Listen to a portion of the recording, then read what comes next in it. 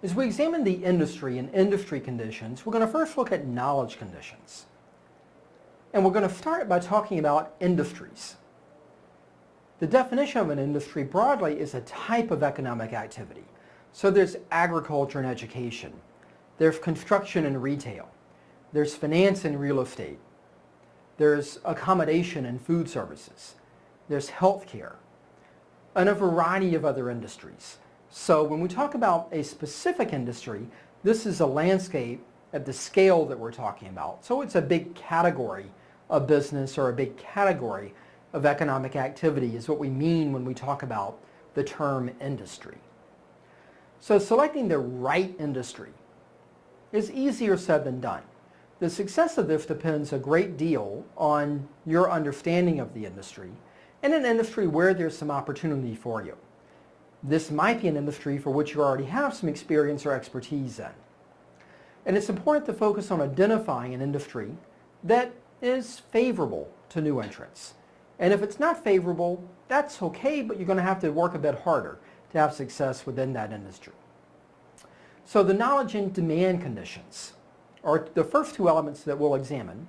And what we want to really understand here is the relative attractiveness of an industry based on the level of knowledge and the level of demand that that industry exhibits. So for knowledge, what we mean by knowledge is the amount and the type of know-how that's needed within an industry. Industries that have specific expertise demands, or is success based more on your financial capital, your location, or your relationships? We want high knowledge industries. Why do we want high knowledge industries for new ventures? Well, we don't want whoever has the most money to win, because somebody is always going to have more money than you. We don't want whomever has the right location to win, because then it's just a race for that location and whoever holds it is the winner. We don't want to rely solely on relationships either. Unless you happen to be the one that has the relationship, you would otherwise just be out of luck. But knowledge is something that's a bit rare. Knowledge of something is something that takes some work to develop and also some work to maintain. And knowledge-based industries are uniquely advantageous for startups. One of these is Squarespace, a company we may have mentioned before.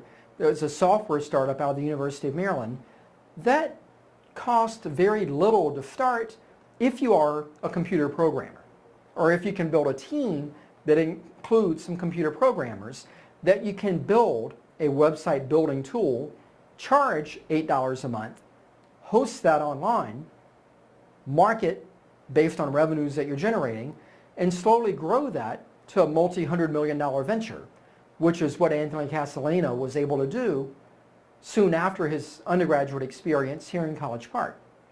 So we like knowledge-based businesses that really are based on what you know, what you can learn, and what you can implement. So to leverage your knowledge, we want to explore ideas that preferably align with your education or your professional experiences. Make good use of what you know. Seek ideas that align with your know-how, that align with your interest, and that hopefully align with some of your social capital as well. What do you know is influenced by a variety of things. Consider the element of what you know now, as well as what you would like to know in the future. So choose something when you're thinking about startups that you're passionate about. Choose industries that you're interested in and that you want to spend many days and many nights working within. Look for opportunities too that favor unique ideas. Now, if you have a concept that is in an area that you may not have the education or the experience in today, that's okay, but make sure it's something that you really want to know and that you're willing to put in the time, perhaps months, perhaps years, of building the educational and the work experience that might be needed to really be an expert in that industry. So you're going to be playing some catch up against others that might be in that space.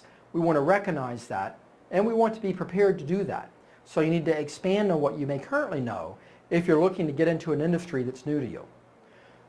You may also partner. You may partner via co-founders or partner via early executive hires. to build out your expertise within industries that might be new to you. So that's another avenue that can be done instead of or in complement to you building that expertise yourself. So in summary, we encourage you to explore ideas that leverage your know-how, that leverage knowledge. We want to recognize that you can build that knowledge or you can team. You can team with co-founders. You can team by bringing on executive hires that bring some complementary knowledge into the space and also may bring some social capital.